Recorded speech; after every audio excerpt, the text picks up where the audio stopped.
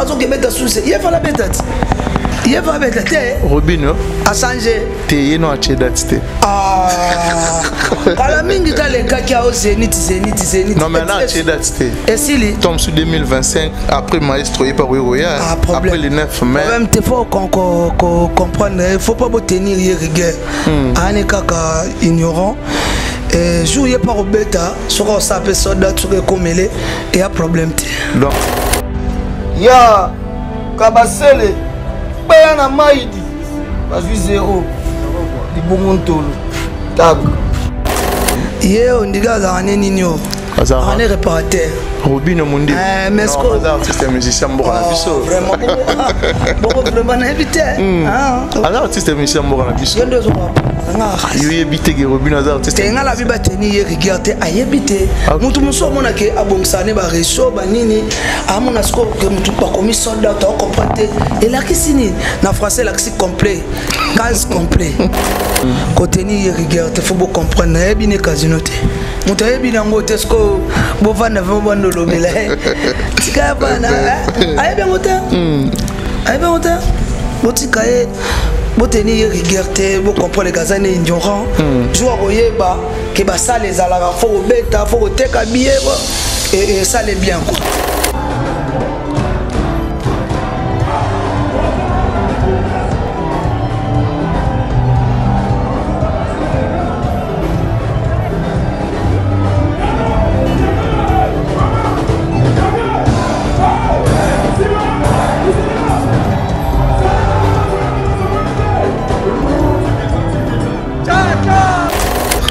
Concert il y a le 31 août 2024 et ça qui Fabregas Casino de Paris. Fallait betango à honorer public ya ki kotala parole na ye et puis ba oh ba ya ki wana ba ki décide ba tukutu ba et là on va tu vas regretter possessivité ya et puis biso soldat ça so ba bien si là qui to fongola so ba to bazwa ki o ba mona kati ba moni ba o ba ya ki avant ba mso ndoko zela ba ebika ke conseil ko comme 0 heure ba te belebe ba ya ki libanda ba kuti déjà Casino de Paris ba kangi porte. Nouvelle génération Fabregas Aroloba. Quels sont les artistes au point de la nouvelle génération au Fabregas Aroloba? Après Guide Suprême, il y a une nouvelle génération de bêta. Donc premièrement, ça a bonne chance na Lay Patrick Beckham. Voilà. Arbeta les 12 septembre en Suisse, en Genève. Tout sur la place pour soutenir la nouvelle génération Patrick Beckham Lay. Et puis après, il y a bien affilé. Arbeta na Portugal. Ouais. Et puis pour soutenir la nouvelle génération. Après, le 21, alors héritier, non? Héritier Arbeta na Salwa. La scène musicale. Il peut soutenir une nouvelle génération. Une nouvelle génération. Ben oui. Donc c'est-à-dire bango tout Hollanda ka Guide Suprême. Tu peux savoir chance souci na biso souhait ya maestro et ça drapeau ya Congo kenda en avant. Monde drapeau Congo téléma qui na Zénith. Et na Casino de Paris. Casino de Paris. Donc toi qui content, tu vas sepeli bakasi. Parmi les bons, il y a le meilleur. Général Investissement Service.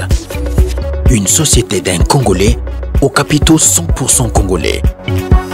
L'une des rares qui vous offre une gamme variée de services dans différents domaines. Nettoyage des façades des immeubles et de tout autre espace de vie. Dératisation, désinfection, désinsectisation. Production de papier hygiénique, production de glaçons, spécialiste en logistique, spécialiste de l'immobilier, boulangerie, traitement des plaintes. Il met à votre disposition des camions-bennes pour l'évacuation des déchets et immondices. Le tout à des prix défiant toute concurrence. Contactez-nous au 085 090 19 99 ou au 082 79 92 076. Rendez-vous au boulevard du 30 juin, immeuble Virunga, appartement 6, premier niveau, Kinshasa, Gombe. GIS, le meilleur.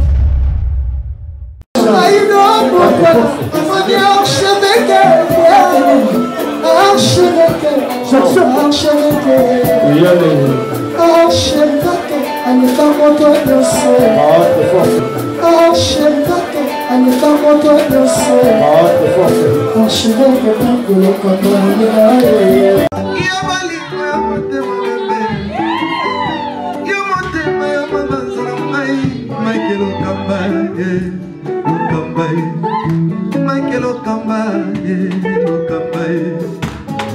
Lokamba, Lokamba, Michael Lokamba, Lokamba, Michael Lokamba. Au Monitigoyo, l'artiste, c'est l'improvisation. Na honoré dans l'émission. Africa Elengi TV, votre chaîne, l'incontournable, la star des chaînes.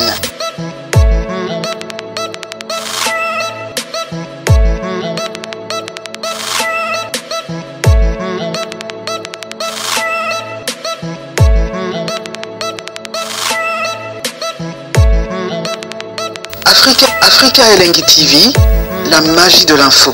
Voilà, merci à vous, très chers fidèles téléspectateurs. Bonjour, bonsoir, ça dépend à l'heure à laquelle vous allez nous capter. Très ravi, encore une fois, de savoir que vous êtes tellement nombreux à nous suivre en ces moments sur Africa Elengi Télévision. Un grand merci surtout Nabato, tout Barosala Baremarka, Nabato Barosala Bareproche et Rosala Bissou énormément bien. Je pense qu'aujourd'hui, on va essayer de parler de tout sauf rien aux actualités. Merci surtout à l'équipe Mobimba et Africa Elengi Télévision, et puis aussi un grand merci à notre invitée d'aujourd'hui. Elle s'appelle Gina PMF. Avec lui on va essayer de parler de tout sauf rien. Merci surtout Nabato Basoutenara Rabisso de près de loin. Merci déjà à Nazaïna, moi n'envoie ma triple option, on a payé Bambote place à Rolanda Bisso, et puis aussi na Drey Mabaya. Merci beaucoup na Belgique, il n'y a pas de comme toi. Un grand merci aussi na restaurant Yolo Ezo na Dallas chez Maréchal et Souvé et Yessa Balobikuna Tolia Bio comme il faut. Un grand merci aussi na Karine Bionsaka cosmétique déjà na Kinshasa. Karine Bionsaka cosmétique où il a produit importé. Je pense qu'ils ont mis na commune Yakalamu quartier Matongi avenue Ochoé numéro 23B Oza vraiment Mobimba. Un grand merci aussi à Lionel Ditamba, la ponctualité dans les sons. Merci aussi na coordinateur mon vieux na pesi Bambote bon séjour na Kinshasa. Merci aussi na Dada Ulungu ponga na benga mama sociale. Merci pour tout Dada. Merci à Richard Tessa derrière la caméra, soit Rosala même moral nanga à fond la biso Rosala vraiment bien là. J'ai dit déjà bonsoir à Gina PMF. Bonsoir. Bonne santé PMF. À l'aise par la grâce de Dieu. Voilà, je pense que Batbor Landabiso partout au monde, et ils ont vraiment réel plaisir pour moi de partager encore une fois plateau Morol Elo Batbor Landabiso vraiment na ebi geso ba monio ba elobi maestro Fabregas et autres là tout sauf rien. Premièrement na Rolinga Tobeteli solo il y a Mimi Chikeva, on a mon Kiope, jour il y avait mortuel, il y a Mimi Chikeva, n'habité. Comment on a lié à Mimi Chikeva? À chaque fois, on fait des jours appelés au Nini, premièrement. Ouais, premièrement, avant de bonjour et puis bonsoir, on a tout le voilà.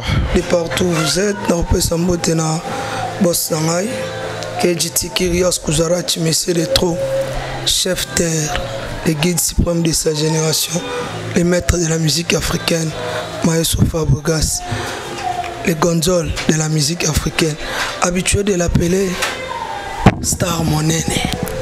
APC Bambote, là où il séjourne à Paris, APC Bambote Belé. Mimi Chikeva, pour moi,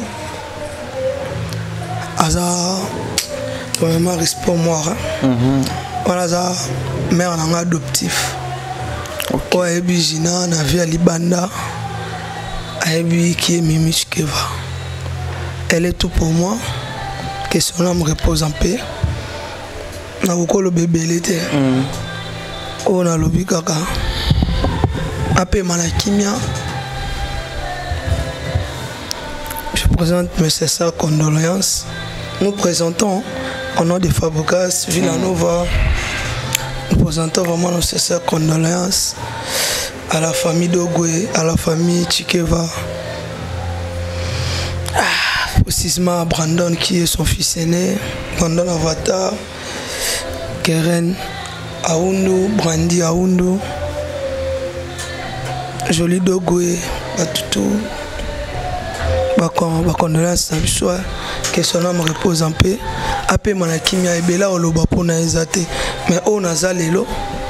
C'est à travers Mimi Chikeva. Et puis à Salanga, ayebaka peut-être nde tolobaki lobiloba ozala te atikanga na maboko ya motu oyo ayebiki akozala responsable à vie na nga mobimba Maeso Fabregas Fabrice Joye atela ko makele kuna na lembe motu donc et bien là on le beza te pas ces akaka et mon so vando tali que lelo so na beti ba Marc Jacob boy eza lelo so na lati ba yo jibo donc ça dit nga ba kombo ba griffe bani na bien pas na OK son âme repose en paix voilà eza nzela ya bisonios na sur soki na ke Europe on sait l'effort na mona bana OK ouais ba petite sœur et puis aussi na Brandon Avatar voilà boni basango ya Villanova de Maestro Fabregas je pense que au tout dernier tube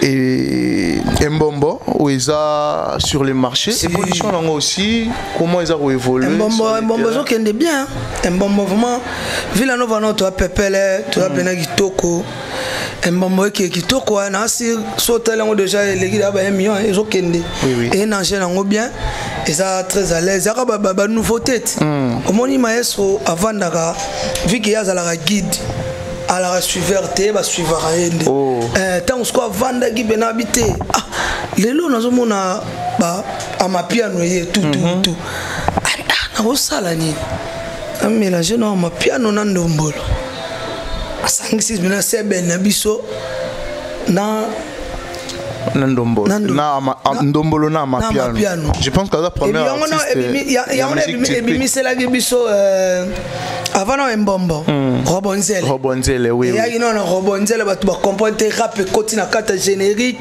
ti to vandi triche à dire à créer 3 jours après c'est bambote place avec force ouais et tant qu'animateur tant vandaga fona bouler keba kuna kuta bandeke donc fona ya okuta ba chouchou de village ya Musabu donc nena yebo fona ya na biloko Alex Agazo ya ki pena triche à dire yé na Mbombo et puis rythme jinga la pakistanaise donc ça dit yé pas utakiti tant yé pas yé na danse donc il y a 3 jours rythme na danse dans so mona wana mona mlage rythme taye na ngopi bande kona ba pe ba seconda ki bango mona koto pe somia bwakaki tali koto ya Musabu otali koto vegeta otali koto animateur na biso na warenko donc ça dit tout ba apporter qui quelque chose quoi donc ça marche bien Mbombo ba tout ba consommer yango et puis album na biso pe gomme tilelo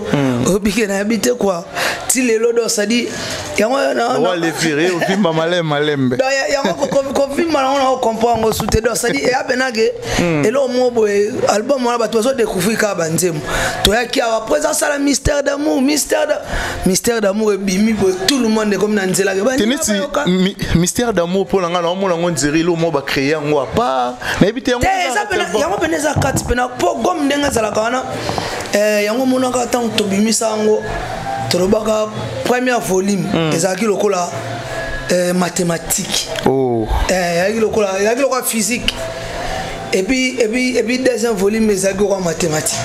Donc ça dit au moins ça roi maths physique. Maths physique. Il y a un moment où bima qui vraiment na lobaki ke ba fanatique toi le roi bantaba.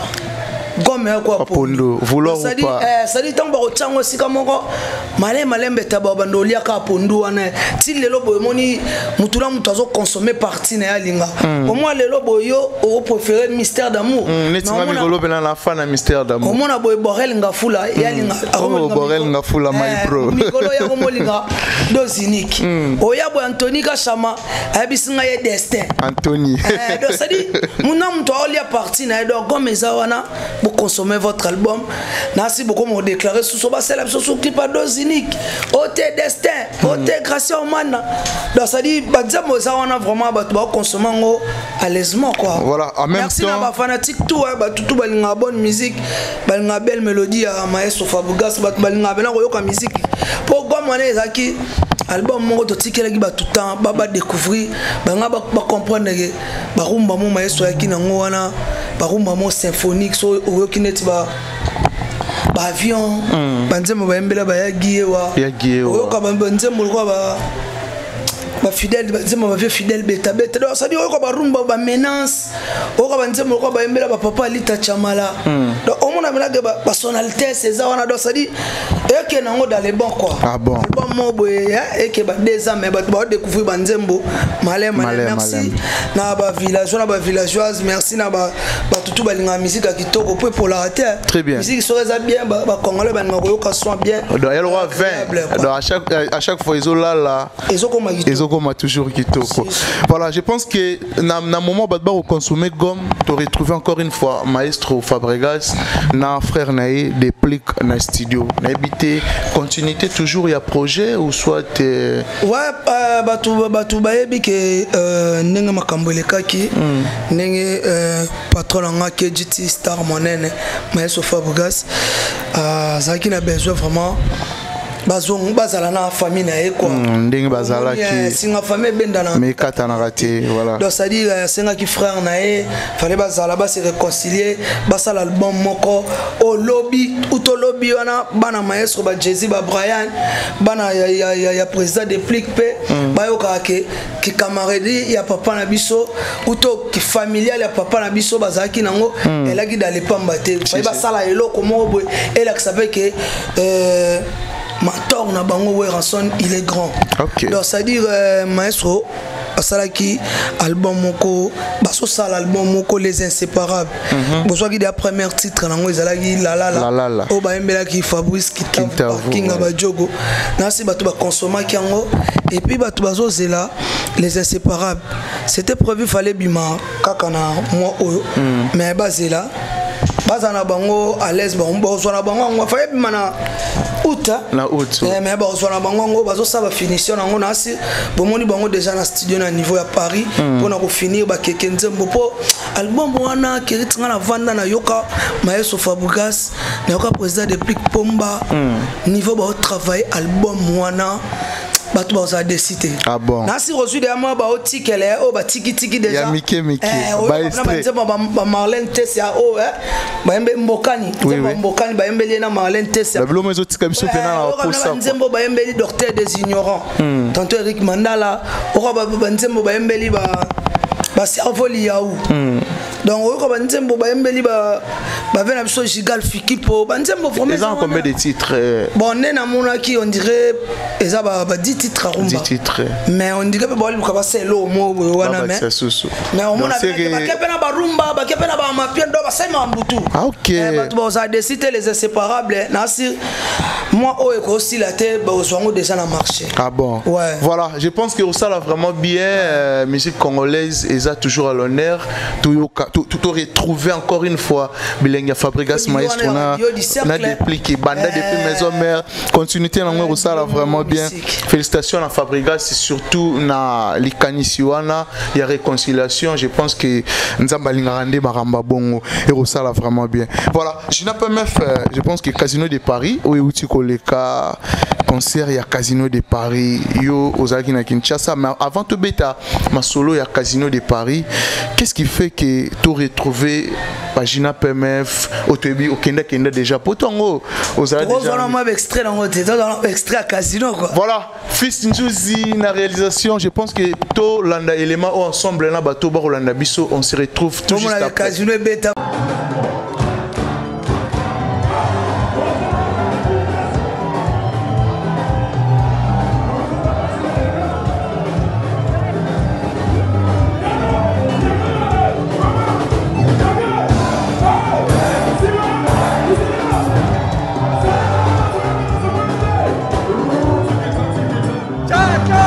Je pense que on a tout Holanda intégralité à concert ya Fabregas maestro na Casino de Paris mais avant tout mais kako décortiquer pena li solo nango ba te belé bana besoin ba comprendre nini salama ki pour tout retrouver bino na mikele ya mputu te surtout nanga makambu ya par rapport surtout mamba poto et ça me dit rien OK moi je suis l'américain donc partout on a lingana kene le problème est que fallait tout ramener groupe tout ça bateau tout ça là en administration na banini na kopesa na c'est secrétaire na biso CG Yves Mboyolo motema Amoni Masamba bambote belé puis tonton Joski Kantongo l'assistant de l'homme Kimbendi Kou la PC bambote belé place à la nanga à Paris quoi donc ezaki question ya ezaki likambo administratif administration sali o esenga ke sala o bike pour na voyager esenga faut ko tsaba dos les procédures voilà to ko tsaki ba dossier na biso tono c'est là-bas ambassade ou consulat répondre biso et jusqu'à maintenant je peux te dire que nan ba remettre biso ba document na biso si les lots même si concert et l'équipe ouais jusqu'à maintenant nan ba remettre biso ba document na biso donc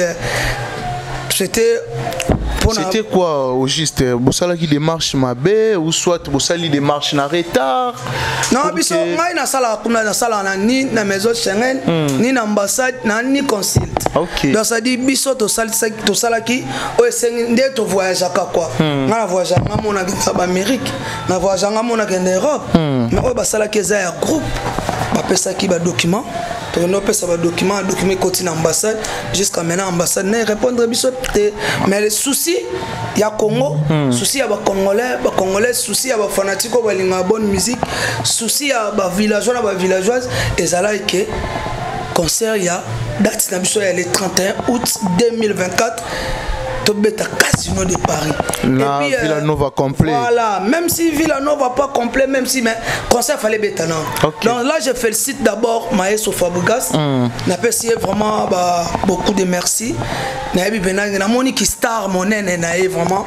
Et puis na féliciter n'apprécie merci na batunion so ba compagnie qui est et y compris na ba invité. Voilà, parce que ba invité wana que ça soit Villanova Kende. Banga bazalaka. OK. Donc prenez bani na présent des prix merci Nae, merci na président Celo Scrum, merci na Equalizer, merci na Patrick Beckham Lay, merci vraiment pour tout, merci na batnion sur ma compagnie, c'est Dakapo, Cambodge Ilele, Mijo Sente, Joël Sente, c'est Dakapo, phrase, tout vraiment ba compagnie qui va venir sur Mbeteke, Bandato Bass, ça dit tout ba compagnie qui vraiment Maestro Fabregas na Casino de Paris le 31. Merci vraiment la bino parce que concert betamaki li bande le kaki na kati na plein. Oh mais so bisaut. Mais oui, le solo on peut se mettre trop que ba te belé ba quotité, c'était dire quoi promesse akini en fait parce que mais surtout tout le monde qui Fabregas a sali sold out. Ouais. Mais ni ne sali qui sold out. Les 29 parce que dans les cas qui pas venir en Franck Stéma voilà bien sûr bamboté dans les cas qui wana ataki te mettant à beti bo amoni que Casino de Paris bena Fabregas sold out et puis batu bamsu banda ko réclamer bamsu ba utaki ba Canada net ba parti gamuli sap amizula ki billet naso benganga jina fo billet na bengi pe batu na ba masala nga ba utaki ba Londres lokola toya sanga lokola ba lia ngalula lokola ba Jenny Lopeko donc ça dit ba ki mo belé bena be kiri quoi ba utepe ba msu ba uteki na ba Australie ba do ba ki belé vraiment ba utepe bena de partout ba kiti na France tout ça là ba msu ba zo mizula ki ba billet ba zo sur place na ba Fnac tout ça là alors que comme que na tamo boy billet za ki susute donc sold out tango salé magné ba benga ngo complet quoi complet guichet fermé donc sold out tango salé maki et senga que fallait tonton Joski na ba producteur na biso ba s'organiser ba sur la casino pour ba sata moi 50 ou 100 billets ba créer pour esala ke ba kolongola moi ba kiti ndeza ka et puis ba sala ki ngo ba tumsupe ba misula ki ba place les premiers comment qui na concert ezaki ni biso ba congolais to sala ka na moi retard moni tant baté concert mondele tant baté concert 19h30 à 21h30 à 2h du temps. Donc faut biso tous en moi respecter il y a heure très bien. Donc concert coûte bandagi 20h30 ba baxer sur inako baxa donc 20h30 faut aussi ça 22h30 à partir des heures 20h 21h on est là kanga qui déjà aoteka sous billet et puis bakangi porte. OK, pas d'entrée, pas de sortie. Pas de sortie. Donc comment que donc artiste facile sa concert pour ba tuba bima na salle. Donc yango eza cause tout le monde ba vidéo, il y a ba kit à vide et tout, et ça retard. Non, faut pas compliquer les ignorants. Biso primordial est là qui tombe ta concert. OK. Concert il y a le 31 août 2024 et ça qui Fabregas Casino de Paris. Fallait betango à honorer public ya ki kotala et puis parole na et puis ba oh ba ya ki wana ba ki décide ba tukutu ba et là ba tu vas regretter. Possessivité. Yango nazo ko bengisa bango le 9 mai. Le 9 mai 2025 na Zénith de Paris. Le 12 septembre auto fongo la billetterie. Ça dit bon mais il a déjà ba billet na bino. Tant on peut sa date et heure. Tous à la ponctuelle. Congolais to comme déjà moi cultivé moi dans Calaton no somba ba billet bien avant concert. Et là moni que maestro le roi za guide suprême. Le lo moni que ba comme la ba billet avant concert. Donc ça dit eza loko to beteli c'était. Ndenga ba zo ba billet avant donc billet terezo fonga le 12 septembre. Pour que doit zo ba place na bino, bo zo ba place na bino parce que le 9 mai au Zénith de Paris Bosasco décidé parce qu'il y a que Boya déjà avant. Boya déjà système. Et puis on avait vu la Nova au grand complet. Au grand complet, raté la moté. Et au ça là vraiment bien. Mais réaction après concert, réaction il y a par collègue, il y a Maestro Fabregas et ba frère Naye Moussou exemple le roi Robino Mundibu.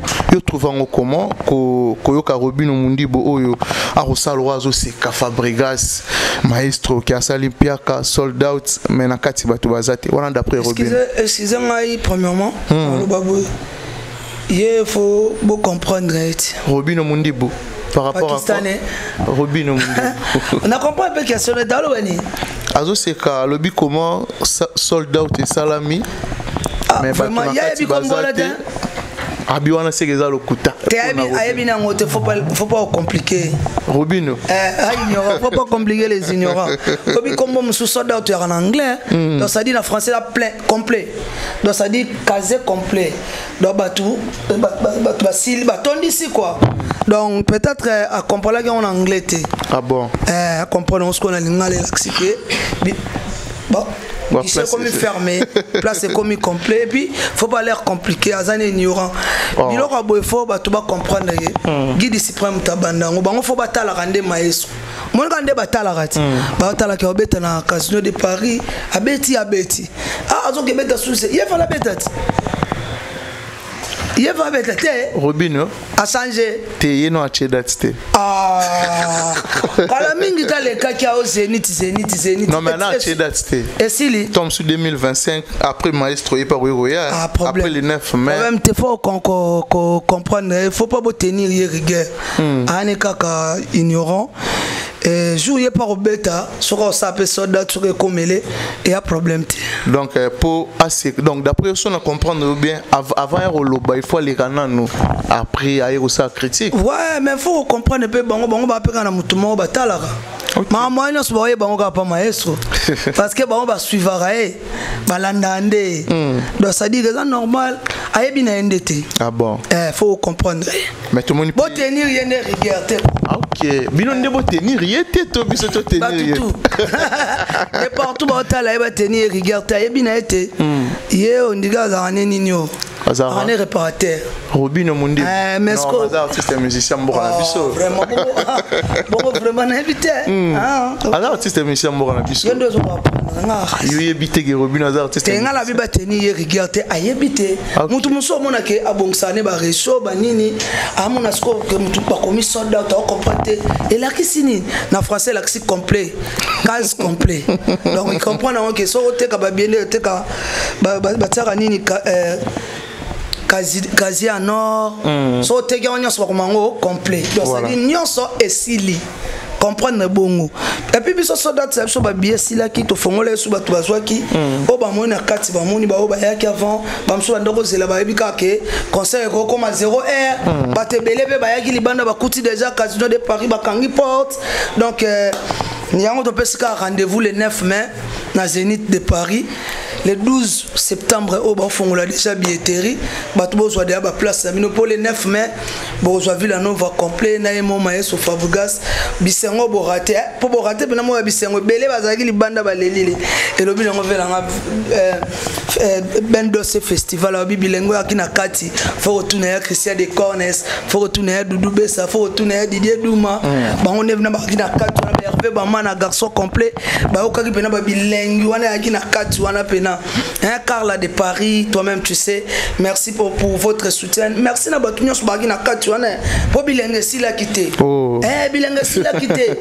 taba Monica poser des plics pour dio wana tanga bandika yo ya bisaki ngai no ba sali donc bayembi na public en fait on a mené que cohésion moko ya laki wana ya laki ya dégâts mais to sengi bango merci à la prochaine boye ba ko respecter pour to stocker nango pena bien donc le 9 mai 2025 tous en Zénith de Paris le 12 septembre ba fongola déjà billetterie pour que ne déjà resomba ba place na bino mais ba bozo mona ke balo ba bo comprendre bango ce sont les ignorants ba na mutu muso ko lobelate ba ebinde pété so ba lobeli ma sauter ba lobela nani bon faut comprendre mais la mona pe bien affilé oyo a félicité Fabregas malgré obstacle pour la détermination malgré mambo ekomelie mais a osé quand même kobeta a félicité Fabregas. Tu peux dire quoi sur bien affilé au Paza Moko? Merci. Il y a Batou Baleka pas maestro Fabregas. Merci. Ah bon. Ouais merci. Juste merci. Ouais merci bien affilé le roi on comprendre. Loco la romo comprendre. Tu. Et le bébé là. Les bosso wanda obunga. Ah bon.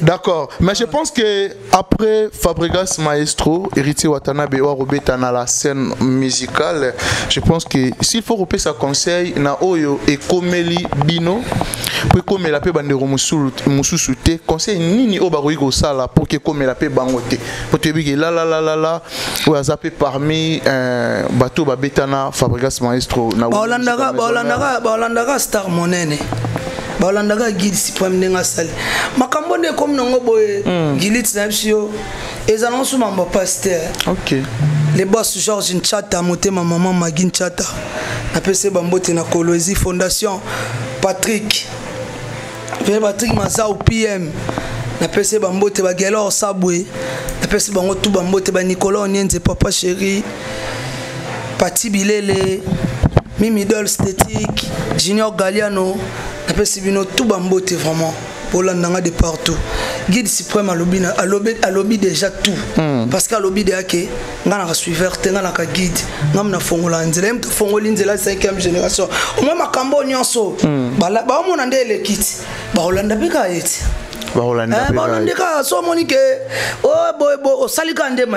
Ah bon. Mais affaire nouvelle génération pe obomamboka na habité pour nayo nouvelle génération Fabregas Aroloba.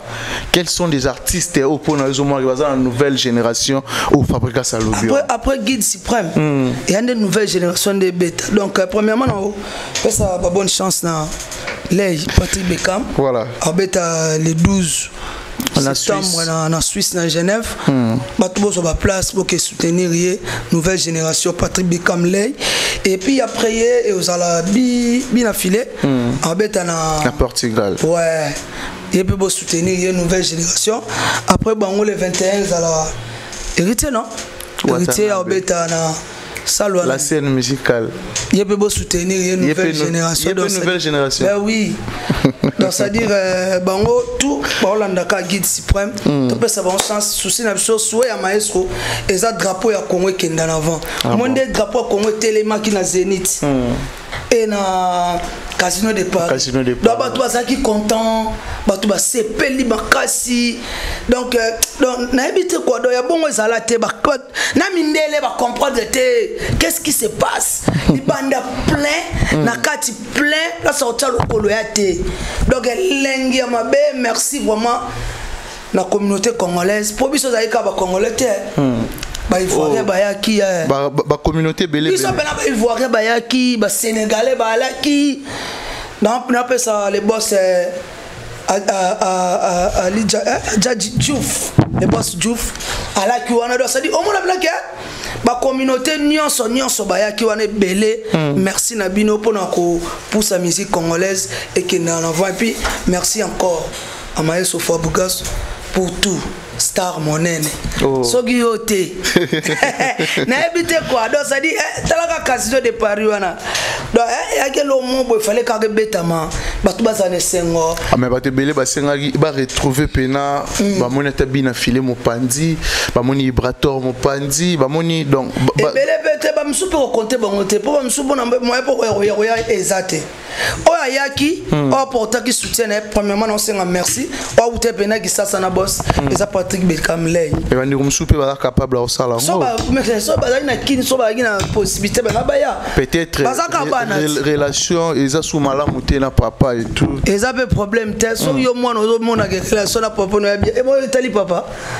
zane la papa te mais papa Rosa pe mon sangisi quel que soit ma papa sangisa ka mwana so mwana miyebi ke ngana sa ngana problème te na ke luka papa biso papa ozala papa okabola te papa sangisa kaka donc papa zana e sikopo na bano pe ba koseka papa yoza mwana pe ba kwa papa exemple na moni pe Ibraton piana oya lobi casino za place au kenda osakani balé mbongo zongi mais faut comprendre ya zane ignorant faut pas l'air compliqué ya valo babonga beta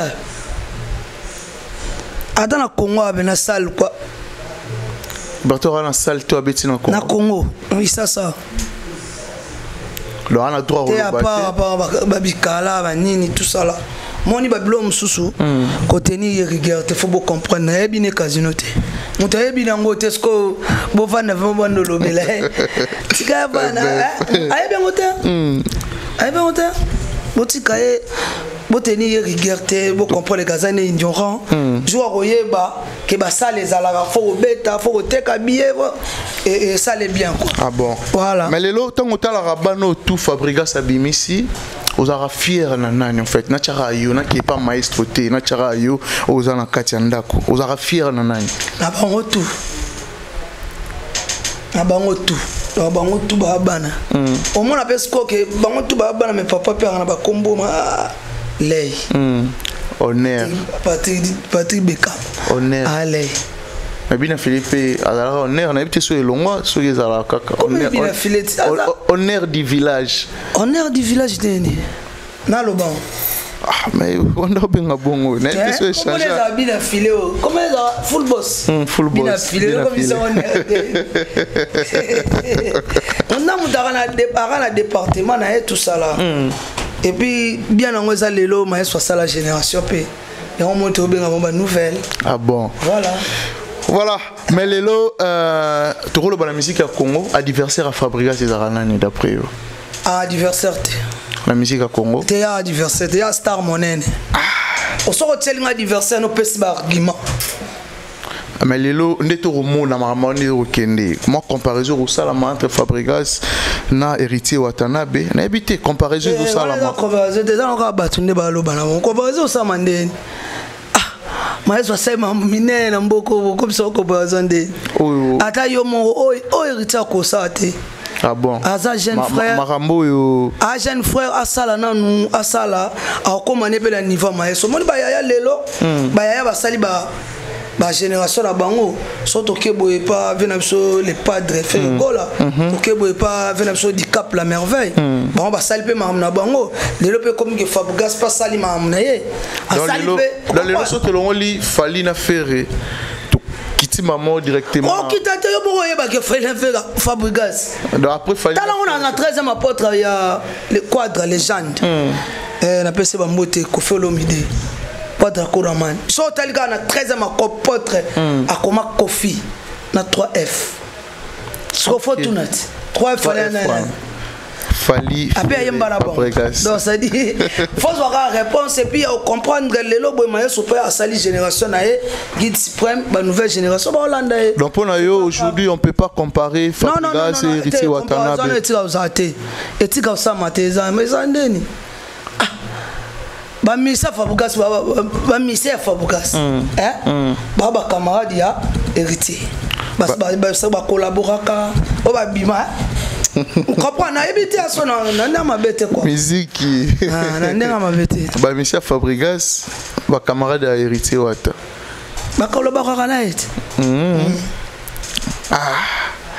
voilà mais lelo tant aux autres la musique na biso pour na yo ils ont évolué musique a évolué zo kenango dans les bons biso maestro Fabregas star monena ebsanga jinanga lo monter lekela nga likolo pour décider de moi et elle a raté ngala yebi na sala musique est même partout atana tikali nga moko sona bina beta musique no beta prévenir tout le monde dans casino donc ba force na e tout le monde dans la casino de Paris donc sans Villanova beti musala na yango wana à prester quand même donc ça dire voilà.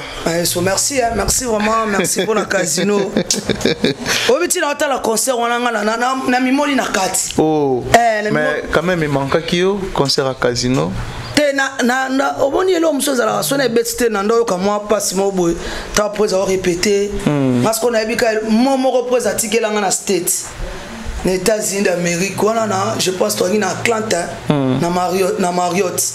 Hôtel les a plus de 150 niveau na Marriott to vanda na poza kita alata ba kilote mo ba Florena abi je nous on vandi bo raisonner ni poser raisonner ba masala tout ça ina bangwa batiki biso nde benando ilengi o penet talanet be do no mat et ça sert bena ba vitre do monde la kweya abi un mondilmen ne perd pas dans un combat ngana mondilmen perdre na combat et le wana tikala nga dona ebike un jour la rosa na ngate ma so sengi combat mo bo bunda ngoka po ya bena tout fait musique do ya bena musique maestro yango mona bena benga maestro de la musique africaine donc et a pas mbaté quoi. Ah bon ouais. Voilà album il y a ba musicien je pense que Fabregas maestro à la Kagibiso bientôt là trois albums il y a groupe sortie officielle nango c'est pour quand ou soit posant en préparation pour na bolambela biso to lia bilora kitoko comme il faut. Ouais pour l'instant tout c'est là bon ça zonga bah aussi ça dans album il y a les inséparables il y a une président de Plic Pomba dès que basi siango kozonga presse boy pour biso album na biso et bima décembre album en groupe et album en groupe OK et bima décembre pe na senga merci na patron nga après senga sous chance na tel sous deuxième chanson na la seule porte-parole oyo na Nzembo orchestre hein na biso Villanova cursus l'album du groupe et puis ça et ça un million de vie les cas et puis betapé un jour férié na sirio yebi et voilà tant so la boy petit frère na on a kitambo Kevin $100 Kevin $100 yazala na Austin échappé na PC pena ba mbote bela jina PMF et l'on est salara que mais soit pesa konze mon habité fidélité nanga patience nanga hein fidélité dans la patience nanga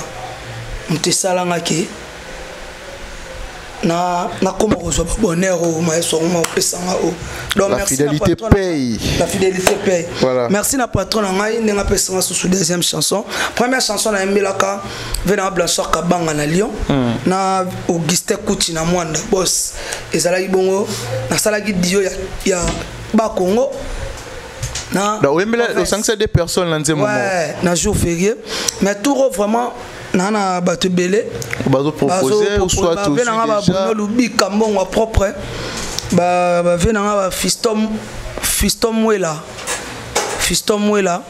ba venanga ba te belé bazo proposer belé ba msusu bazo benga ba montant wala nde bazo tia eza muke en tout cas ngai nzembo nga la emba te nga maestro pesa nga chance OK ya kotia nzembo mais Royemba, tu Carla Mandika, toi-même tu sais, Joe Maestro, Jonathan, toi-même tu sais, et puis Rach Botele, Dabo, toi-même tu sais, Bama Salanga Doché, Police Fashion, Brunel Teplis, Lido VIP, toi c'est belé vraiment, proposer China, tout ça là, cause il y a problème, t'es pris dans Mwanza, pris dans les vrais Mwanza.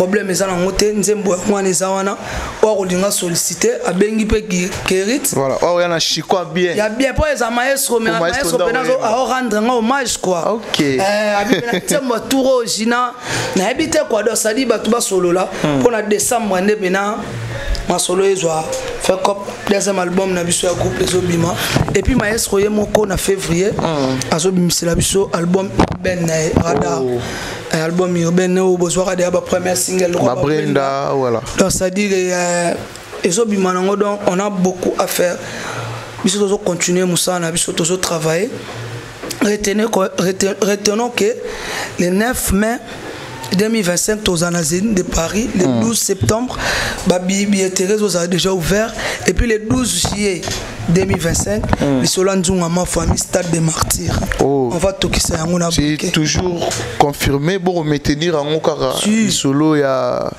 Stade des Martyrs. Si c'est confirmé. Je peux Hollanda baningo babeti beti déjà kuna Kota les a problème tant kota la babeti tout ça là. Biso to c'est la peut tourner biso poto na di nouveau. Biso ya kana ngambos. Au moins la casino de Paris. Na rolo bano congolais monter na beta kuna. Ouais, na artiste mais lelo boy maestro na beti wana batu be ba mo di nouveau. Donc c'est ça. Voilà, mais je pense que l'artiste est fait rigoler aussi. Au hasard, parmi mes grands frères, il y a Maestro Fabregas, où a annoncé date déjà à Paris, la Défense Arena. Billetterie, c'est déjà ouvert, oui, le 26 avril. S'il faut passer un message, n'a pas mourir la bonne musique, n'a pas gaulois, n'a pas tout balinga faire rigoler au rôle bani. Ouais, bah gaulois, bah tout balinga bonne musique. On a besoin Congo gagner. Drapeau on a souhaité les mains, on a souci à maestro. Je veux que notre drapeau aille de l'avant. Donc drapeau Congo la musique est là qui. Mais les télémis en boy dans les bons. Donc beaucoup de soit place pour soutenir Venabiso les padres. Faire là et à la musique à Congo quoi. Pour soit la place Sabino na biké à retoxaner arena on a briqué quoi. Voilà, mot de la fin et puis quelques salutations la bateau tout va disposer qui tombe pour Orlando Bisso Gina PMF. Ouais, mot de la fin nako senga kaka na ba fanatique na biso ba villageois villageoises de partout où vous êtes. Merci. Merci vraiment pour le casino de Paris. C'était pas facile, mais ça est devenu facile. Merci pour vous, merci de vous soutenir Kibiso. Suzanne Cham. Merci pour tout. Donc, on a kolo bakaka ke bolela ki ndeni esili avant.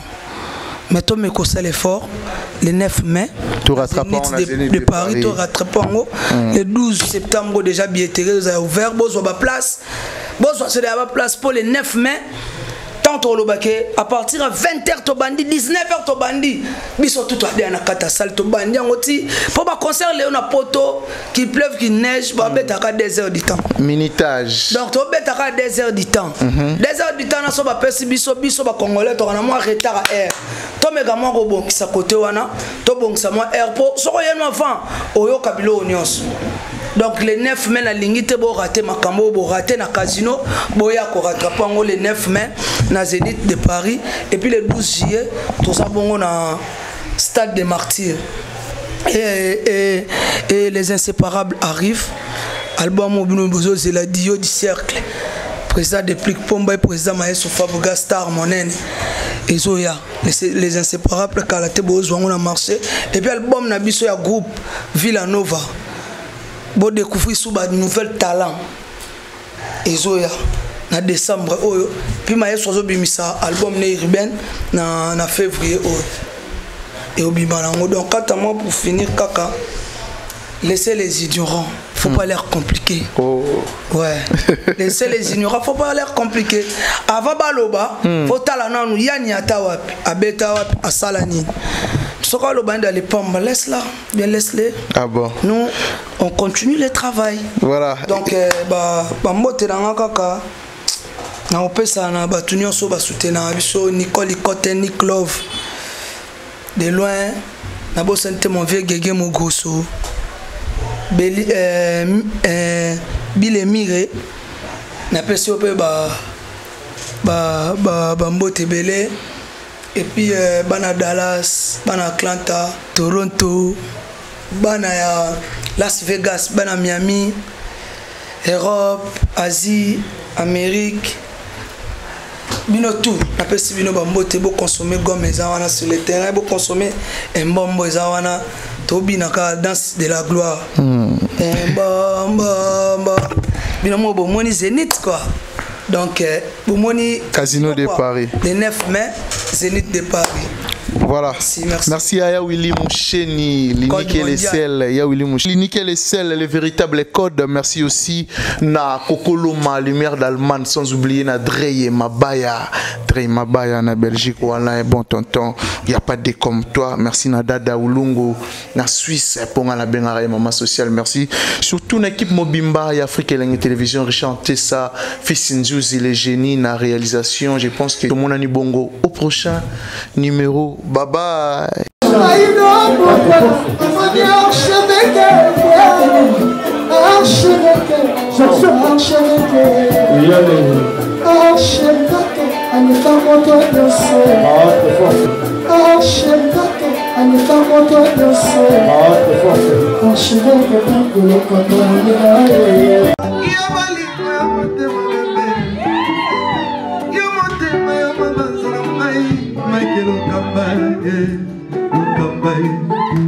Michael Okamba,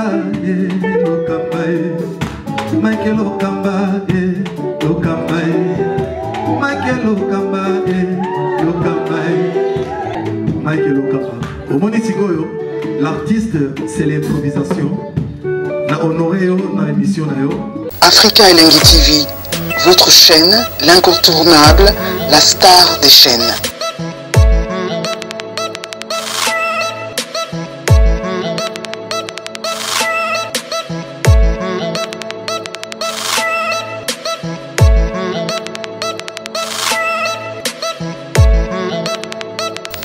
Africa Elengi TV, la magie de l'info.